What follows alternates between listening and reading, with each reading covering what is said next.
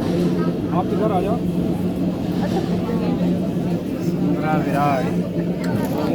सुंदरा विराट नहीं है, विराट वसुंधरा है यार। बने से कर दो। तो नंबर दे दीजिए, नंबर दे दीजिए, नंबर दे दीजिए, मैं बात कर लूँ। चलो ठीक है, आप बात कर लीजिए और भी बात कर लीजिए। आप देख रहे हैं विराट वसुंधरा न्यूज। मैं यज्ञ प्रताप सिंह इस खबर के साथ। खबर दिल्ली से जंतर मंतर से, जहां पर लगातार अपनी मांगों को लेकर दिल्ली जंतर मंतर में आज 101 दिन पूरे हो गए हैं पूर्व सैनिकों के धरने प्रदर्शन में। यहाँ पर मैं आपको बताना चाहूँगा पूरे हिंदुस्तान के लगभग 28,000 पूर्व सैनिक हमारे 28 लाख पूर्व सैनिक पूरे हिंदुस्तान में है। और हर जगह से, हिंदुस्तान के हर जगह, हर डिस्ट्रिक्ट और हर तहसील से यहाँ पर पूर्व सैनिक लगातार अपनी मांगों को लेकर दिल्ली जंतर मंतर में सरकार के पास पहुँच रहे हैं। लेकिन आज तक सरकार के द्वारा किसी भी तरह से, किसी भी प्रकार की कोई प्रतिक्रिया यहाँ इनके पास में नहीं आई। हमारे साथ में जो यहाँ पे धरना चल रहा है, उनके पूर्व सैनिक हैं नलिन तलवार जी, जो जनरल सेक्रेटरी हैं। उनसे मैं बात करना चाहूँगा। लेकिन इससे पहले मैं स्पष्ट करना चाहूँगा कि जितने भी हमारे हिंदुस्तान के अंदर आंदोलन हुए हैं, अगर वो आंदोलन 100 दिन से ऊपर पार गए हैं तो कहीं ना कहीं उन आंदोलनों में खामियां पाई गई हैं और बहुत बड़ी नुकसान हुई है। सरकार की निजी संपत्ति को नुकसान पहुंचाया गया है। लेकिन सेना का जो डिसिप्लिन जाना जाता है और सेना जो डिसिप्लिन के दायरे में जानी जाती है, 101 दिन आज पूरे हो गए हैं। और 101 दिन के अंदर लगातार डिसिप्लिन के दायरे में रहकर सेना के पूर्व सैनिक लगातार आंदोलन कर रहे हैं। लेकिन सरकार के ना तो जहम में जा रही, ना उनके दिमाग में जा रही है कि हम पूर्व सैनिकों के बारे में कुछ प्रतिक्रिया करें। हालांकि हमें डिटेल से जानकारी हमारे साथ में नलिन तलवार जी हैं, उनसे मैं जानना चाहूँगा, क्योंकि वो इस धरना के जनरल सेक्रेटरी हैं और बहुत सारी उनको जानकारी है। सेना के बारे में भी उनके पास में जानकारी है। सरकार ने क्या प्रतिक्रिया की है, आगे इनका क्या मोटिव होगा, आगे इनका क्या कदम होगा, किस तरह से अपने धरने को आगे फॉलोवर करेंगे, उसके बारे में मैं नलिन तलवार से जानकारी चाहूँगा। कैमरा उनको बताऊँगा, यहाँ पे फोकस करेंगे और मैं बात करना चाहूँगा। सर, सबसे पहले आपको हमारे विराट वसुंधरा चैनल में स्वागत। बहुत बहुत धन्यवाद जो आपका धरना 101 दिन पूरे होने के बावजूद भी आप लोग डिसिप्लिन के दायरे में काम कर रहे हैं। बीच में अभी 2-3 दिन पहले यह सुनाई दिया कि दिल्ली पुलिस के द्वारा आपको और आपके सैनिकों को गिरफ्तारी दी गई थी और इसके बाद भी अभी आप धरना दे रहे हैं। विसंगतियाँ आती रहती हैं। अभी तक सरकार के द्वारा क्या प्रतिक्रिया की गई है और आपकी संस्था जो पूरे हिंदुस्तान में है, कब और कब तक कैसे धरने और किस तरह से सरकार तक अपनी मांगों पहुँचाने का तरीका आपने अपनाया? सबसे पहले तो आपके सभी दर्शकों को हाथ जोड़कर नमस्कार। और हमारा धरना 101 दिन हो गए हैं। सच कहा जाए तो हम 101 दिन के लिए यहाँ नहीं आए थे कि ये कोई बहुत बड़ा नंबर, मतलब कोई बहुत बड़ी चीज़ नहीं है 101 दिन करना, क्योंकि हम देश के सैनिक हैं। हम सेना के अंदर रहते हुए हमें ये सिखाया गया कि हम लोगों को हमेशा देश की रक्षा, हमारे जो सभी लोग हैं हम लोग उन सब की रक्षा करने के बारे में सिखाया जाता है। और हम यहाँ पर बैठ के धरना दे रहे हैं, चाहे हम पूर्व सैनिक हैं, लेकिन जो हमने वहाँ ट्रेनिंग ली है, जैसे मैंने 23 साल नौकरी की है, कोई 17 में आता है, कोई 25 में आता है, कोई 26 में आता है, तो जो हमें वो ट्रेनिंग दी गई है, तो उसके बाद हमारे को ये शोभा नहीं देता कि हम इस तरीके के धरने या कुछ करें जिससे कि सरकार, जो कि हमारे देश की सरकार है, उसके ऊपर कुछ बुरा असर जाए या उनके ऊपर बुरी छवि पहुँचे। और इन 101 दिनों के अंदर हमने यही पाया है कि सरकार हमें दिखाना चाहती है कि वो उसको कुछ पता नहीं चल रहा है, क्योंकि मीडिया जो है, टीवी मीडिया, हेलो, उसको तकरीबन 99 तो नहीं 100% ब्लॉक किया गया है। वो जो मीडिया है उसे ब्लॉक किया गया है कि हमारे को कवर भी न किया जाए। मैं यहाँ पे स्पष्ट करना चाहूँगा, हिंदुस्तान की मीडिया एक देश की चौथा स्तंभ है। उसको निष्पक्षता से हर व्यक्ति की खबर दिखाने का अधिकार होता है। आवाज आ गई, आपका 101 दिन हो गया, जंतर मंतर में 3 या 4 दिन पहलवानों का धरना रहा और पूरे हिंदुस्तान में वो हंगामा हो गया। नेशनल मीडिया भी इसको कवर किया।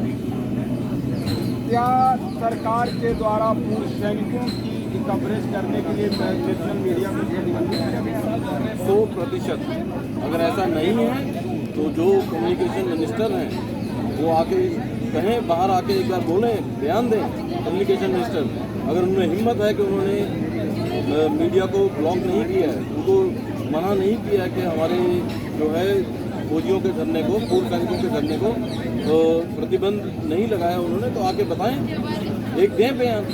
हिम्मत है उन्होंने किया है तभी मीडिया नहीं आता। मैं आपको इसका एग्जाम्पल दे सकता हूँ, बाद में आप कहेंगे तो मैं आपको वीडियो दे दूँगा।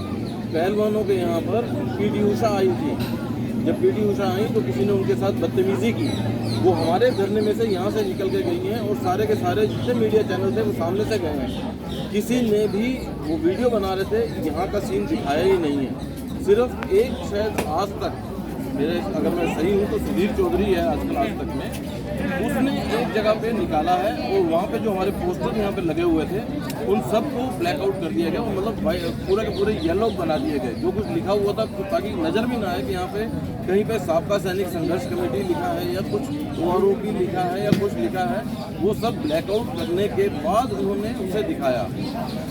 यहाँ पर एक चीज़ मैं स्पष्ट करना चाहूँगा, सरकार लगातार सेना के प्रति अपना जो संपैथी है, एक तरह से कहा जाए तो सरकार बोलती है कि मेरी सेना है। कभी बॉर्डर पे जाके जवानों के साथ में रसगुल्ले या मिठाई खाते हैं। जंतर मंतर संसद भवन के महज 200-500 मीटर की दूरी पे अभी तक सरकार का कोई नुमाइंदा अब तक नहीं पहुँचा। पहले पूर्व सैनिक ये कहते थे, आप कई बयान आए कि हमें सरकार को पता नहीं है इसलिए हम लोग धरने कर रहे हैं, सेना के अधिकारी उसका अनदेखा कर रहे हैं। लेकिन आपके संगठन के द्वारा लगातार ज्ञापन सौंपा जा रहा है और सरकार तक उनके टेबल तक ज्ञापन पहुंचाया गया, इसके बाद भी सरकार की कोई प्रतिक्रिया नहीं आई। उस पर क्या आप कहना चाहेंगे? देखिए, ये कहना एकदम गलत है कि सरकार को पता नहीं। शुरू में हमें ऐसा वो क्या कहते हैं तो थोड़ा सा हमारे ख्वाब थे वो तो कि सरकार को नहीं पता है। सरकार को 100% सब कुछ पता है।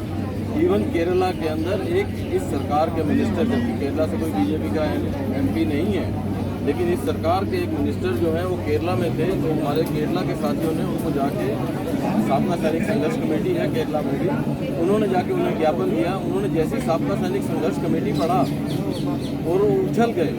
उन्होंने बदतमीजी के साथ उन सैनिकों के साथ व्यवहार किया, साबका सैनिक संघर्ष के कमेटी के खिलाफ भी बोले और उसके बाद उन्होंने जो यहाँ पर पोस्टर लगे हुए हैं हमारे न्यूज़ चैनल इंटरनेट के ऊपर निकाल के, मतलब इतनी जल्दी उन्होंने निकाल के हमारे सारे पोस्टर्स की फ़ोटो भी उनको दिखाई। ये कैसे हो सकता है कि सरकार को नहीं पता? कारण ये है कि हर पॉलिटिकल पार्टी, इसलिए हम कहते हैं हम किसी पॉलिटिकल पार्टी के साथ नहीं हैं, हर पॉलिटिकल पार्टी के जो प्रकोष्ठ है, सैनिक प्रकोष्ठ, उसके अंदर अधिकारियों को बिठा के रखा हुआ है। ये सब कुछ हमारे साथ, हम ये नहीं कहते कि सरकार ने किया है। ये गलत पॉलिसीज़ जो हैं, इनको इम्प्लीमेंट जो करवाया गया है, इनको जो बनाया गया है, उसके अंदर पूरा हाथ अधिकारियों का है। जिन अधिकारियों ने वो किया उन्हें शर्म से डूब के मर जाना चाहिए। उन लोगों को अकल होनी चाहिए कि इस तरीके के आप पॉलिसीज़ बना रहे हैं जवानों के लिए कि उनको बाद में भी, रिटायर होने के बाद भी सड़कों पर बैठना पड़े। क्योंकि जब हम सर्विस में हैं, हम मुँह नहीं खोल सकते। लोग कहते हैं कि सर्विस में तो मुँह क्यों नहीं खोला? हम नहीं खोल सकते क्योंकि हमारे जो अधिकार हैं वो छीन लिए जाते हैं जब हम सेना को ज्वाइन करते हैं।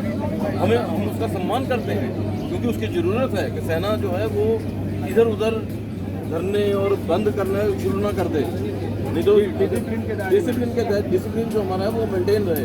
लेकिन उसी डिसिप्लिन के ऊपर कहना चाहूँगा कि सेना को भी सोचना चाहिए कि अंग्रेज़ों के ज़माने के जो कानून हैं उन कानूनों को बदली किया जाना चाहिए। ऐसा नहीं है, इस समय सेना मॉडर्नाइज हो गई है। एक ज़माना था जब बैकपैक रिसीवर जो था, ट्रांस रिसीवर होता था, जो 20 किलो 25 किलो का होता था, उसको उठा के चलना पड़ता था, तो अफसर नहीं चलता था, उसके साथ बड्डी चाहिए होता था। लड़ाई में कहीं जा रहे हैं, कुछ भी है। अब तो सब कुछ सेटेलाइट फोन है, वो तो या कमर में टंगा होता है सब कुछ। उनको बड्डी के, उनका बिस्तरा उठा के ले जाने के, उनकी चारपाई उठाने के लिए मिलता है क्या? इसलिए चाहिए, ही can automatically take out his satellite phone and speak to his other colleagues. कई अफसर नेशनल डिबेट में आकर ये बोलते हैं, जो रक्षा विशेषज्ञ हैं, कि सेना के अंदर बड्डी की बड़ी ज़रूरत है। और ये जो सहायक प्रथा के खिलाफ जब कई बार सैनिकों ने भी आवाज़ उठाया, उस पर कई अधिकारियों ने बोला कि बड्डी की ज़रूरत है और बड्डी होने की वजह से हमारा आपस में तालमेल रहता है। इस पर कितनी सच्चाई है, क्या कहना चाहिए? मैं इसके ऊपर एक बात सच आपको बता दूं इस सहायक प्रथा के ऊपर मैं बड़ी लेके उसको कोई इज्जत का शब्द नहीं देना चाहूँगा। वो सहायक प्रथा है, वो एक गुलाम है लड़का। वो जो भर्ती हुआ सेना के अंदर हथियार उठाने के लिए उसके हाथ में झाड़ू है, पोछा है, बच्चों की नैपी है, वो जो है बच्चों को स्कूल छोड़ने के लिए जा रहा है, इस तरीके काम कर रहा है। मैं उसको कभी भी बड़ी और इस तरह के नाम से नहीं लूँगा, इज्जत का नाम नहीं दूंगा। वो सारा का सारा जो है जवानों के साथ नाइंसाफी हो रही है, गुलामी है, वो उनसे गुलामी की तरह काम किया कराया जा रहा है। और इस बात में मैं एक बार आज से 4-5 साल पहले जनरल कादियान था, उसी डिबेट के अंदर मैं भी बैठा था और एक ब्रिगेडियर साहब थे, उनका नाम नहीं मैं जानता, तो मैंने सिर्फ 2 मिनट मुझे बोलने के दिए गए उसके अंदर। उसके बाद जनरल कादियान जो हैं, retired vice chief of army, वो श्रीमान जो हैं आधे घंटे तक उल जुलूल उल्टा सीधा बोलते रहे कि ये बंद करवा दो, वो बंद करवा दो, ये मिनिस्ट्री नहीं होनी चाहिए, वो मिनिस्ट्री नहीं चाहिए। वो वीडियो भी मेरे पास है, अगर कभी किसी दिन सामने आएंगे तो मैं उनके मुंह पे चलाऊंगा। ये ग्रुप में मेरे साथ हैं, वो अगर कहेंगे तो उस ग्रुप में डाल दूंगा वो वीडियो। जनरल कादियान खुद देख लेंगे कि उन्होंने क्या बोला था और मैंने क्या बोला था। मैंने उस समय भी कहा था कि ये एकदम गलत प्रथा है, इसे इमीडिएटली बंद करना चाहिए। वही मैं बोला हूँ कि जो सहायक दिया जाता था वो उस जमाने में था जब लड़ाई के लिए, पीस एरिया के अंदर नहीं।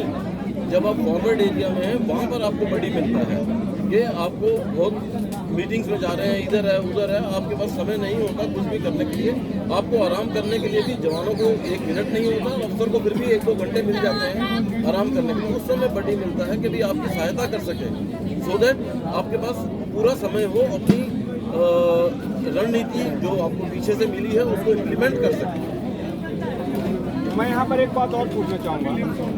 नेशनल मीडिया, जैसे ही हमारे देश का कोई जवान सरहद पर शहीद हो जाता है और उसका पार्थिव शरीर जब उसके प्रत्येक गांव में ले जाया जाता है, तब हिंदुस्तान के नेशनल मीडिया और हिंदुस्तान के वरिष्ठ नेता, यहाँ तक कि वहाँ के मुख्यमंत्री और कई जगहों पर भारत के प्रधानमंत्री भी उस व्यक्ति के कंधों, लाश पर कंधे, बॉडी उसके शहीद पार्थिव शरीर पर कंधे लगाने के लिए वहाँ पहुँचते हैं। और उस वक्त नेशनल मीडिया काफ़ी जोरों शोरों से उनकी खबर चलाती है। ये आप मानते हैं कि सिर्फ हमारे हिंदुस्तान की जो नेशनल मीडिया है, जो सैनिकों की बॉडी की पार्थिव शरीर की खबर चलाने के लिए है, जिंदा पूर्व सैनिकों के लिए खबर चलाने के लिए उनके पास वक्त नहीं है? देखिए, जो आपने प्रश्न पूछा है मैं उसे पूरी तरह से नकारता हूँ। आपका प्रश्न गलत है, वो उन सैनिकों के लिए नहीं करते हैं। आप कभी भी देखिए मीडिया के अंदर, मैं इसके लिए सेना को भी जिम्मेदार कहता हूँ, क्योंकि जब एक अधिकारी की मृत्यु होती है या शहीद होता है, जब किसी अधिकारी की मृत्यु होती है या वो शहीद होता है, तो उस समय आर्मी हेडक्वार्टर, उनके जितने पीआरओ हैं, कमांड यूनिट, उनके ब्रिगेड, हर जगह से उनके पीआरओ जो हैं हर उसको देते हैं। लेकिन जब सेना के अंदर जवानों की मृत्यु होती है, शहीद होते हैं, तो उस समय आप देखेंगे कि एक मात्र न्यूज़ का कॉलम सा आके निकल जाता है। जब उनका पार्थिव शरीर आता है उसका वीडियोग्राफी वगैरह करके 2 मिनट आधे 1 मिनट की न्यूज़ डाल के और एक बार में ख़त्म हो जाती है। लेकिन जब एक अधिकारी का होता है, इस तरह से मनाया जाता है।